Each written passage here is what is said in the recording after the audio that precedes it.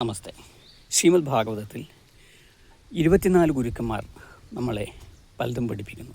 ചിലർ അവരെ പോലെ ആകണം, ചിലർ അവരെ പോലെ ആകരുത് എന്നൊക്കെ. അതിലൊരു ഗുരുവാണ് സമുദ്രം.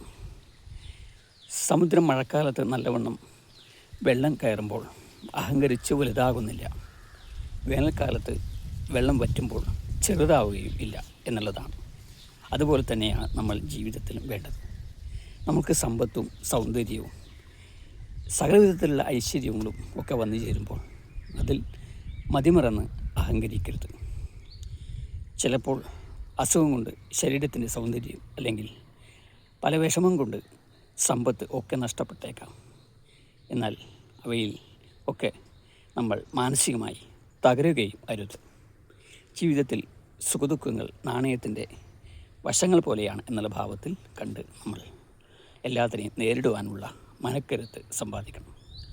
ഇന്ന് നമ്മൾ ദുഃഖിച്ചു കഴിഞ്ഞാൽ നാളെ അതിലും വലിയ സന്തോഷം ഈശ്വരൻ നമുക്കായി കരുതി വച്ചിട്ടുണ്ട് എന്നുള്ള ഭാവത്തിൽ നമ്മൾ ജീവിതത്തെ കരുതുവാൻ തുടങ്ങിക്കഴിഞ്ഞാൽ ജീവിതത്തിൽ നമ്മൾക്ക് ടെൻഷനില്ലാത്ത ഒരവസ്ഥ ഉണ്ടാക്കുവാനായിട്ട് സാധിക്കും. ടെൻഷനുകളാണ് നമ്മളെ അപകടത്തിലേക്ക് കൊണ്ടുവന്നെത്തിക്കുന്നത്. ആ ബ്രഹ്മത്തിൽ ധ്യാനിച്ചുകൊണ്ട്, ആ സർവേശ്വരനെ മനസ്സിൽ ധ്യാനിച്ചുകൊണ്ട് ജീവിതം മുന്നോട്ട് കൊണ്ടുപോകാൻ സാധിക്കട്ടെ എന്ന് പ്രാർത്ഥിച്ചുകൊണ്ട് എല്ലാവർക്കും ശുഭദിനം നേരുന്നു. എൻ്റെ ഈ ചാനൽ ഇഷ്ടമായ ലൈക്ക് ചെയ്യുക, സബ്സ്ക്രൈബ് ചെയ്യുക.